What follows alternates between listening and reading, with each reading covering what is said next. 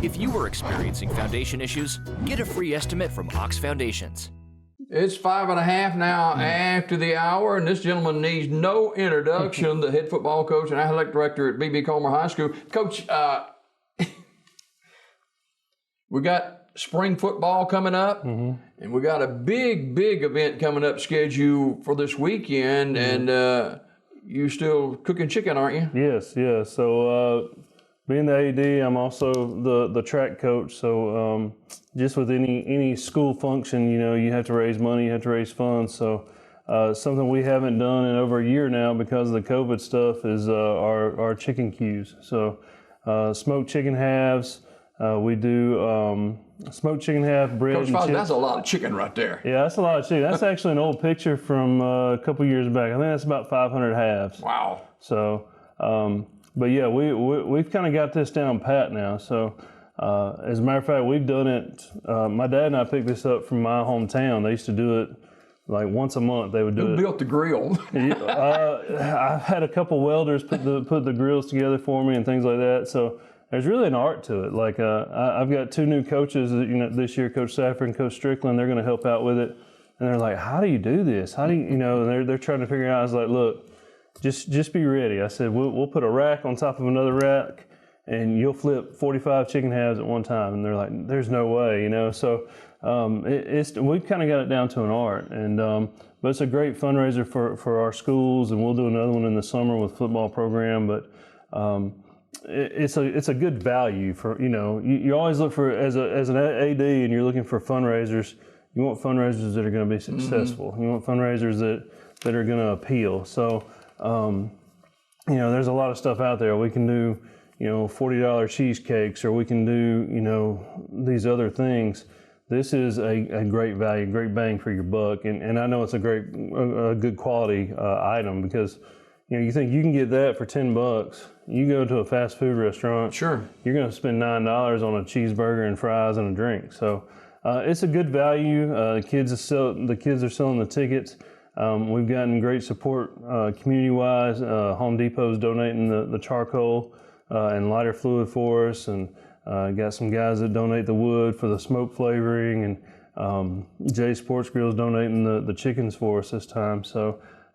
We have a chance to make a lot of profit, and that covers all our costs to go to the sectional meet in Beauregard, the state meet in Coleman, allows us to feed the kids and them not have to bring money, covers the cost of drivers and mileage and things like that, and all those hidden things that people don't know about. So I spoke to one of the moms the other day and was talking about track meet entry fees, and she's like, I had no idea there was fees to enter the track meet. I was like, oh yeah, it's usually $100. And some meets it's $100 for boys, $100 for girls. So, but yeah, we're looking forward to it.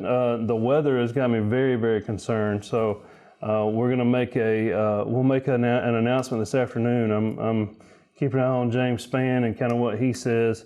But worst case scenario, and I will probably let you know if you can announce it tomorrow.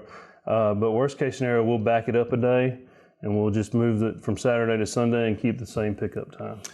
Coach Adam Fossett, the head football coach and athletic director at B.B. Comer. This has been a successful fundraiser for the last several years. And so you get the chicken, the chips, is that right? Yep, chicken, chips, and bread. Okay. So we had done beans in the past, and we didn't do them. And it's just a lot of work and a lot of hassle to keep those warm and things like that. And the last time we didn't do it, one person asked about some beans, and I figure 1 out of 400 and something was pretty good. So pre-sales have been pretty good too, haven't they? Pre-sales have been good. Man, the power of social media, that helps out a ton.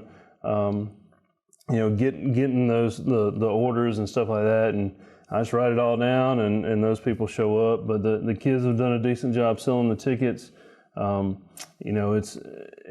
For us, it usually works better when we do it on a Friday. We just weren't able to do that because a lot of the teachers, they can pick their plate up as they're leaving on Friday, and so that helps them a little bit. But sales have been good, and I'll get a final count today, and we'll get them ordered. How do they order? They can still order something, right? They can still order. They can look up Comer Athletics on Facebook page. They can look me up on the Facebook page. If they're near the school, they can come by the front office of the high school. And then we'll actually have, I usually cook probably 20 to 25 extra halves on the day of the cooking. So we will have a few extras, but I would definitely kind of let me know if you intend to come get some. So it's they're kind of going pretty fast. The time of the event? Pickup is from 12 to 2. So right around that lunchtime, midday. We have prom that evening. So my wife is she's a senior advisor, and she advised me that all this needs to be over with and done because we're going to prom. So I gotta have all that done and cleaned up so I can take my date to and prom. if it happens Sunday, then you'll get the church crowd too. That's right. Yeah, no doubt. So we'll have those things ready to go, and depending on the wind, you may be able to smell it from some of the church locations. It's got a great smell. Yeah. I know that. Wow. Coach Adam Fossett, the head football coach and athletic director at BB Comer, with one of their big fundraisers coming up this weekend. Saturday is what we're shooting for. Maybe with inclement weather, we may have to move it to Sunday. We'll be letting you know more about that as we get closer to it. Let's talk spring football and spring football practice. And boy, you got some things in the works that sound very, very promising. Yes, we do. Spring football was taken away last year because of COVID issues, and we feel like we're going to have a clear calendar ahead of us and be able to have spring. And every coach has their own philosophy about spring football. I think it's needed. I think you have to have it to kind of propel yourself into summer workouts and know where you are. But we are working on something which is pretty big for the community for sure. But we are working to play a spring game with Sylacauga. Looking at May 21st. Still ironing out a few details with Coach Carter, but I think we're going to make this happen, and it's going to be a good event. That'll put some butts in the seat. No doubt, there. yeah, and that's kind of the thing. I think it's a great opportunity. There was concerns about the game and things like that, and at the end of the day, you have 9 practices to prepare, and then you have a game. So it'll be a modified game. We're looking at some modified quarters where it's a little more controlled and things like that. And the purpose of this isn't the purpose of this is to go play ball. Honestly. Neither one of us have to travel. Both of us we're going to split the gate. Both of us have a chance to make some money and stay at home. So I think it's a good opportunity. I think it's a good thing for our kids and both programs. There's you listen to people in the community and there's 2 types of people. There's the type of people that want what's best for all the kids in the community, and then you have the type of people that this school's so-and-so and blah, blah, blah, and this school's blah, blah, blah. And, at the end of the day, it's about all the kids. Yeah. And what like tonight, we're supposed to have a track meet. All those kids will be in the same area together. All of them will be having a good time together. They're going to compete with each other, and at the end of the night, they're going to go home. And there's no issues, there's no problems. So it's not the kids. The kids will get along.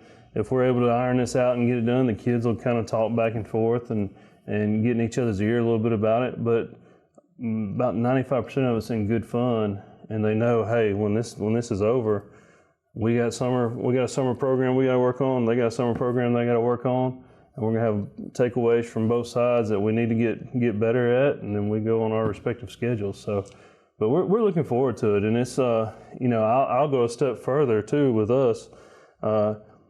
We have for our schedule next year. We will not play a Week 10 game. Dave and I couldn't figure anything out, so we agreed to end the contract, and I needed a 10th game. Well, our 10th game replacement is now a Week 0 game, so we will play before we play Chillsburg. We're going to play a Week 0 game, and we're actually going to Montgomery Catholic to play. Oh, wow. Montgomery Catholic played in the 3A state championship game last year, and they're going to be good again this year. So, and there's 2 thoughts on that. Obviously they're going to be really good, but we should be pretty good too. That'll be a good gauge for your football team. Right, and it's a good gauge for us. and it's an opportunity for us to see, hey, where do we stand? And Coach Johnson down there, he reached out to me, and it'll be his first year at the helm there, and we've got a good thing going here. We're gonna have a big senior class. So again, you look at the opportunity of it, and a chance to play at a place we've never played before, and another experience for our guys. Now, the spring game slated for May 24th, and hopefully it'll be Sylacauga and BB Coleman. That's the way it's leaning right now. And we've got a golf tournament coming up too that's showcasing Sylacauga and BB Coleman as well. Yeah. So the spring game will be the 21st. Okay. 24th. Marble City Classic golf tournament's coming up. Man, I talked to Randy the other day, and he's like, Coach, we've already got 17 teams, and we're working on a second tee time. And the Alumni Association has they're really getting after it for this. And it was a great event. This will be my 4th tournament, and I remember the first tournament, I think we had about 12 teams. Yeah. Maybe 12 teams. And then the last tournament we had 19 teams, and there were, 2 teams had to tee off on the same hole, and they were like, what are we going to do? And I was like, hey, it's okay. This is a good problem to have, So now we're looking at a tournament so big that we're going to have 2 tee times, an 8 o'clock and a 1 o'clock, and you're hoping to have 36 teams. So, but man, they've done a great job getting that underway and getting that going. Sylacauga Country Club has really helped us out and getting that set up and making that happen for us. So, it's very, very neat to see everybody, working hand in hand, and it kind of the wheels turning, because like a golf tournament's not something that you sit around and say, hey, let's have a golf tournament. All right, let's do it Saturday. That's not how it works. There's so much planning involved in it. There's so much just getting, you got to talk to the golf course. You got to get, you look for sponsorships. You look for door prizes. You look for this. You look for that. Stuff like that. So, there's so much involved. And my role, I've got to start rounding up door prizes. So business owners in the area, I'm going to come knocking on your door here soon to ask for door prizes and donations for the golfers and things like that. And last year, man, they came out in droves. We had some good restaurant certificates. We had Allen Oil had some gas card certificates. Trailwares gave us some stuff. So we had some good local support for that. And man, it's so appreciated that they're helping out with this program.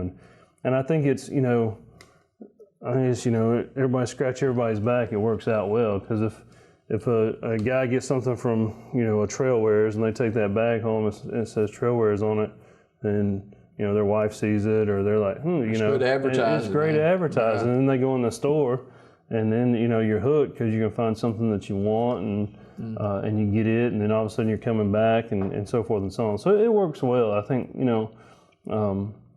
as far as businesses and things like that helping out the community, I know they've been huge in helping us out in the time that I've been here, and just kind of being, they're a big part of restoring the roar with us. You got to have that support. This doesn't just happen by happen chance.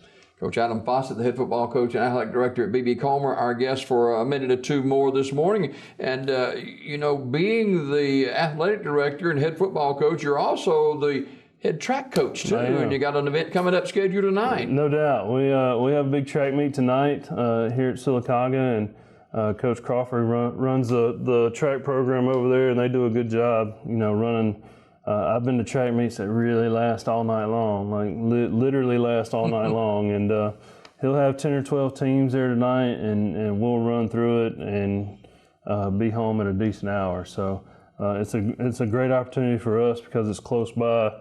And we don't have to travel, and that saves us money. But they run a great meet, and we get a chance to compete against some good schools. So really looking forward to our sectional. My boys track team, I have about 22 boys, and then I have 6 girls that have really hung in there. Mm-hmm. And COVID is really everything that's going on is really hurting numbers. Every track coach I've talked to says their numbers are down.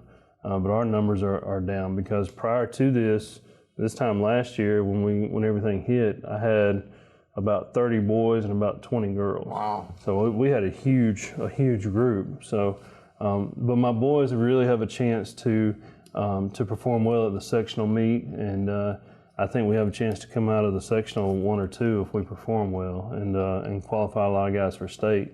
And my female runners, I've got quite a few middle distance runners and one sprinter, and man, they've gotten better.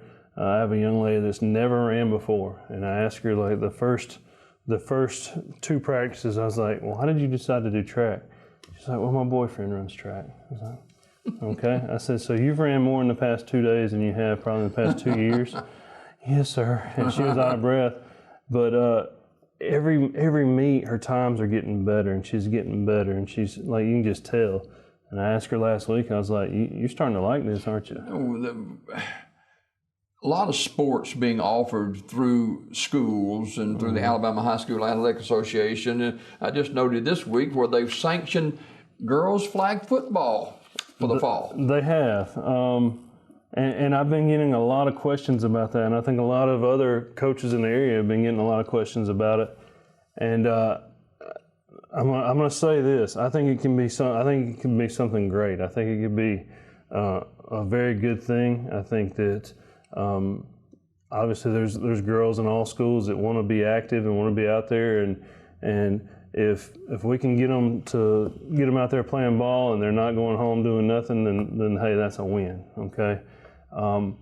But we've got to find out a lot more about this. I was about to say, to be a little bit of adjustment too, won't it? Yeah, no doubt. And it'll be, that's probably the thing that kind of puzzles me the most is, so Tuesday they presented this to us in Montgomery.